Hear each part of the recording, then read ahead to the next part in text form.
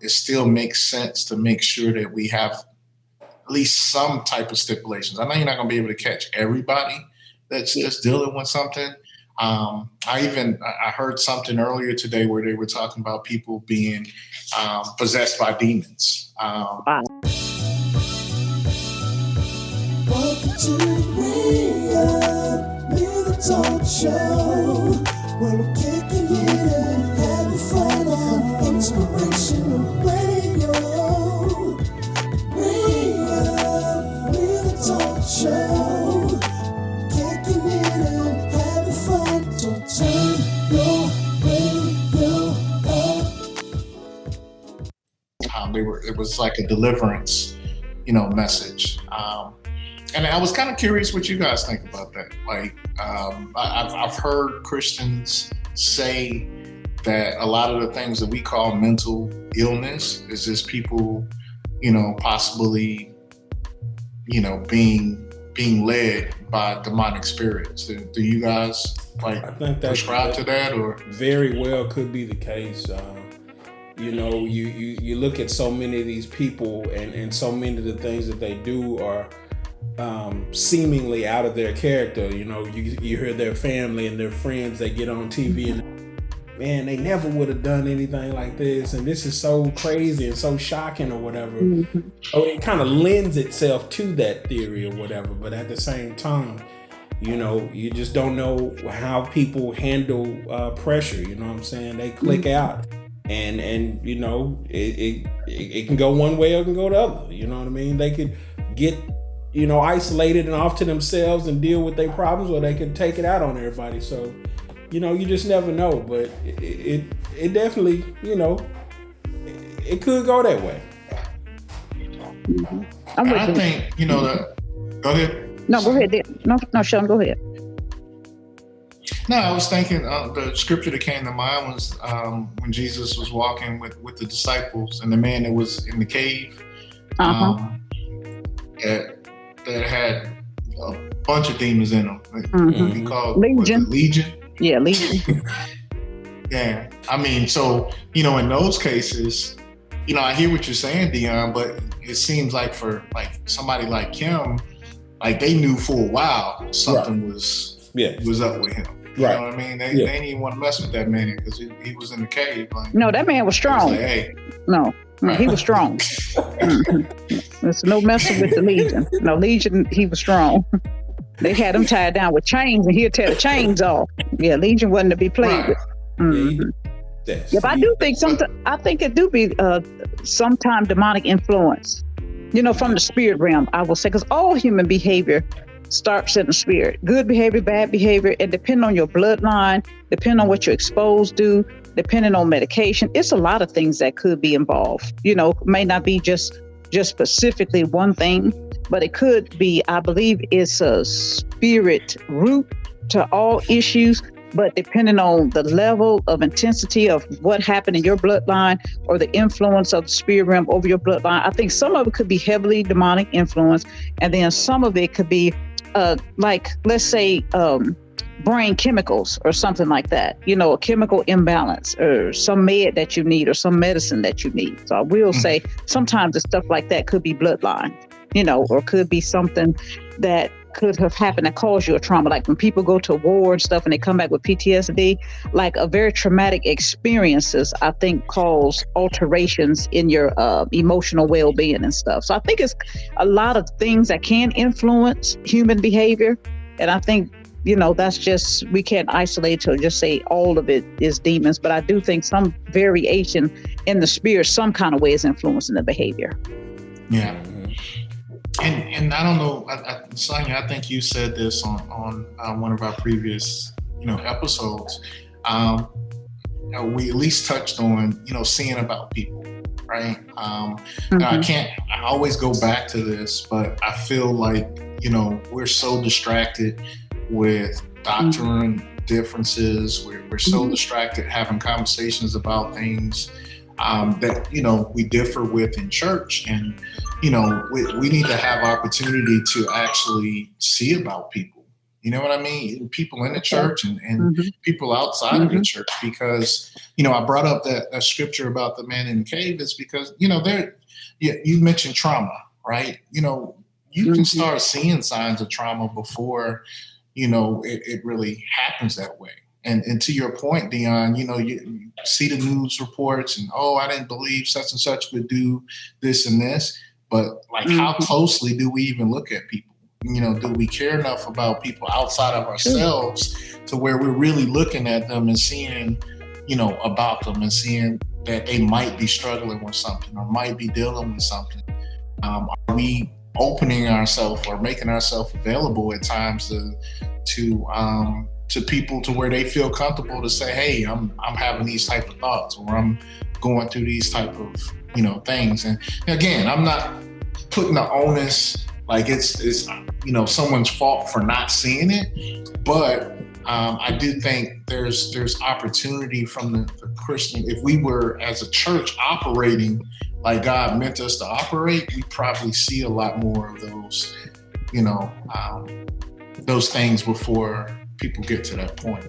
Because I can't imagine that just one day, all the time, it's someone clicking and deciding. A lot of these mass shootings, when they go back, you can go back to their social media, you can go back to, their private diaries and see that this was, something kind of, building up. And right. You can see that because at that point, these people are doing investigation into them and they're going deep into, some places where they might have tried to hide that or felt like they could let it out over here, but they couldn't let it out like in public. So, to that point, when you see their family and friends get on and be like, I never thought that they would be like this, because they were putting on a happy face in front of them. Privately on their social media or other places, they were letting it seep out little by little or what have you. So when you go back and do the investigation, based on what has happened, they getting the whole picture, from family and friends and from their private places, where they was letting it out. So that's how they can see that. But to the people that are shocked by this, they had no idea, because like I said, in front of them, they were like, oh, everything's good. You know what I mean? And so, you get that perspective when you're able to go back like that. But, these people don't know. They living in the house with some of these people. They done bought them up. They raised them. They fed them. They clothed them. But they never had an inkling that they was going to snap like that, because they didn't let it show. They kept it tight. And it wound up the whole time. You know what I mean? And I can see that, but what I will say is this: like, it is easier to see it after the fact, once it's happened. But I can't help but also see that if we were more focused and more intentional about seeing about people, maybe we would notice some of those signs and some of those things. For example, like, again, if all of these details were there after the fact and you can see them clearly, to your point, there were these signs before, but you just didn't have the full, I guess, viewpoint of that. But if it was your focus, if we really did just care about people, I think to a different level, then I think some of this people issue could be handled, especially with like young people. And there's a lot of the mass shootings that have happened recently were from younger people, right? So, parents and people in their community. We're going to talk a little bit about what happened, the settlement between Dominion and Fox News, but think about how irresponsible it was for a whole media company to push a lie, and how many of these people that have done mass shootings based off of this lie, or a certain lie or something that was told to them, right? And as Christians, if we're, I guess for me, as Christians, if the bottom line is to share truth, right? We should always be seeking truth, and we should all be delivering that truth in love, right? And you know, regardless if it goes against politics, regardless if it goes against, you know, our personal proclivities or whatever, the truth is the truth. You know what I mean? And we should definitely, you know, be striving for that. And I thought a lot about, you know, the conversation we kind of, you know, touched on last show, where, you know, the knowledge of the word is one thing, and then the heart of the word is or having the word on our heart is a whole, you know, another thing as well. You know what I mean? I came across Hebrews 8, which kind of breaks that down, 8:10, where, you know, Jesus is basically saying that, you know, the Bible is telling us that you got, you know, the law written on your mind, but he wants to write it on our hearts, right? And, you know, through your heart, if your heart is in line with God's heart, you're going to start seeing things and seeing about people differently, you know, caring about people differently. And again, saying the truth, no matter what. You know, if the truth is there's a certain policy that is, you know, racist, affecting the poverty, or, you know, people who are impoverished, you know, unfairly, you know, is unjust, then again, no matter what you support, you're going to want to see the right thing and expect the right things to happen with this. Like, I am still surprised at people who can see, you know, things like these shootings happen and not have a heart for the actual people, the victims, in those situations. They have more of a heart, I think, for the right to have a gun than the actual people that have been wrongly harmed by that gun, if that makes sense. And I'm not just talking about worldly people. I'm specifically talking about Christians who don't have that heart. That is always surprising to me. Like, why don't we have compassion for them? Why do we have more compassion about, you know, my right to have a gun more so than the people who are unfairly dying because of a gun, you know, or being in the wrong hands? It's the truth. It's the truth. And it takes a lot of work to be plugged in. Like Sheldon, you say, when you have kids or you have family or you at work, and a lot of times we raised, or our society is more narcissistic because it's about self. I got to get to work. I got to get this. I got my own trauma. I ain't got time for that. It's not that you say it. I don't even think you're trying to be mean, but a lot of times you got so much going on in your life, your own household be getting by you. You know, you look, you be like, you don't even pay attention. So you could be like Deion say, you don't have a clue what's going on, because you got to be plugged in to God and pay attention to what's going on to really know what's going on. And a lot of times you not plugged in because you're distracted by your own pain, your own raising, your own trauma, your own busyness of day. And sometimes you don't want the responsibility to worry about what nobody else doing. Hey, I got to worry about what I'm doing. You know, I can't worry about what you're doing. I house, clothe, and feed. You not going to school, get your stuff done, get grown and get your own stuff, and then run your house the way you want. And not even trying to be mean but a lot of times that's just, you know, it's autopilot living. You're not intentional with anything. You go to work because you got to pay bills. It's not that you're going to work. I got a purpose and a plan. God called me to do this. He called me to do that. I'm called to this industry and doing, no, we paying bills, putting food on the table, buying clothes, and boom, that's over.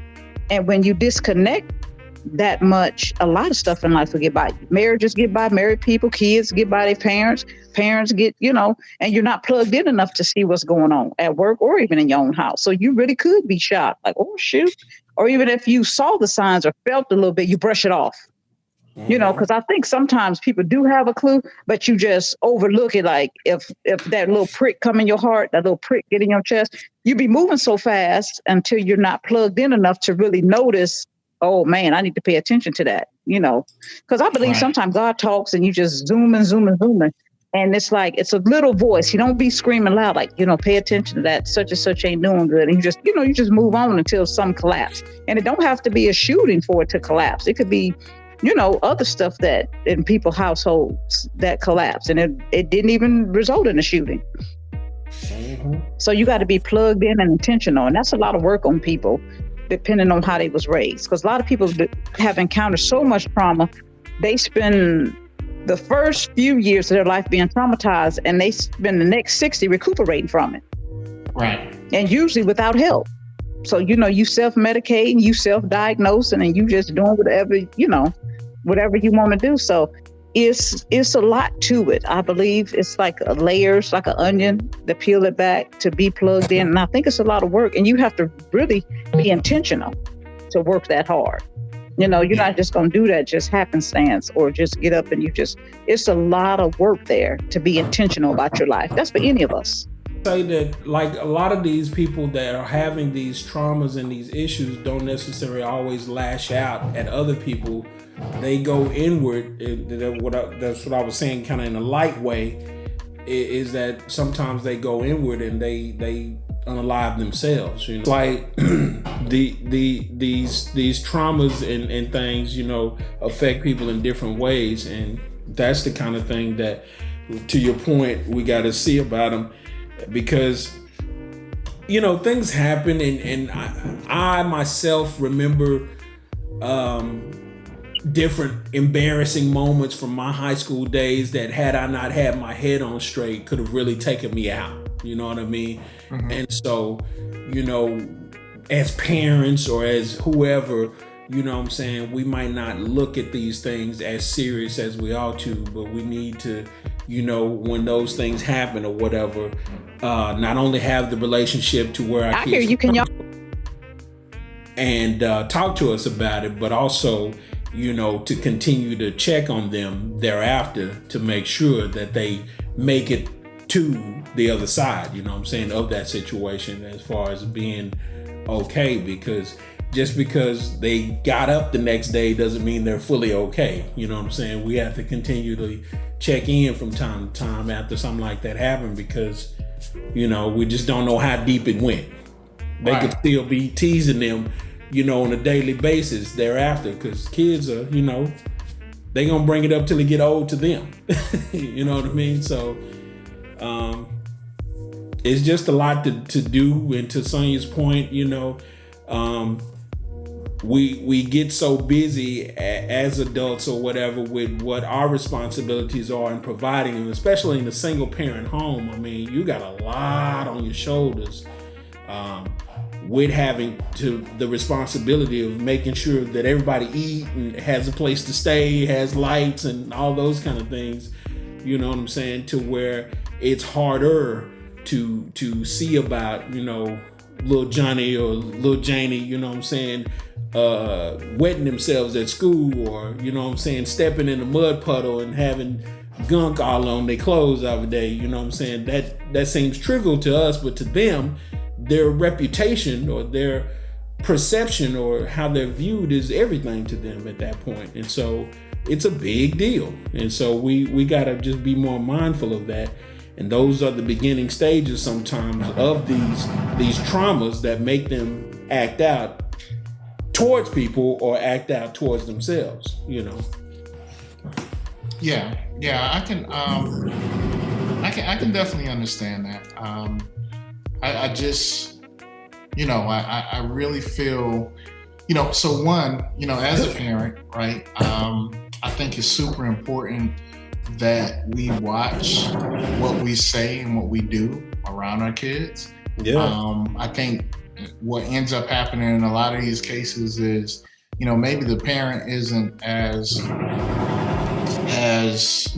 gun-ho about a certain issue as their kids are, but like our kids kind of, to me, this next generation is taking stuff to extremes. You know what I mean? Like if they feel a certain type of way for it, they're willing to really have a conversation about it. They're not afraid to have a conversation about it. They're not afraid to do something about it. And so, if I hate to say it, like if you grow up in a home where there's a lot of racial confusion, right? And, right. Discussion about, different race in a different light. Maybe you don't expect your child to react in the way that they do, but the way our kids right now are reacting, they like we're not talking about it. Let's do something about it. You know what I mean? And that's the type of stuff. Like, so I hear when people say that they're surprised about different things, but I think I've lived life long enough to understand and at least start paying attention to different warning signs with people. And I think the more you open yourself up with God, he kind of gives you discernment about a lot of different things like that. I mean, even if it's, sometimes they just need somebody to pray for them. I come across a lot of people and they're in a certain type of lifestyle, they're doing something. My first thought is to pray for them, or, ask God to, kind of come into their situation. And, I guess my only challenge to any Christian that would, is listening or would be listening to this show, is, just to keep the focus the main thing. I'm not saying we're going to catch it all. I'm not saying, to your point, Dion, like there's some people who aren't really good at hiding, what they're going through. But a lot of this stuff does have some little telltale points that if we weren't so narcissistic and so self-centered about even our walk with God, and we can be judgmental about all kinds of other things, but the stuff that we need to have discernment on, we just completely overlooking it because it's in a place of seeing someone hurt or someone's trauma and caring enough about it to at least want to pray or intercede and ask God to kind of, help and step in that situation. That could help a lot, I think, on the people side of things. And then on the practical or the government side of things, we just got to be, I think we got to be more cautious about who we put guns. It shouldn't be something that like everybody can go get an AR-15, unless you got some type of felony or something like that. And I don't even know if that's a stipulation anymore. You get an AR. You get an AR. It's too many ARs. Right. And I alluded to this second part of the show earlier, but Dominion is getting $787.5 million from Fox. Welcome to the talk show. Well, okay.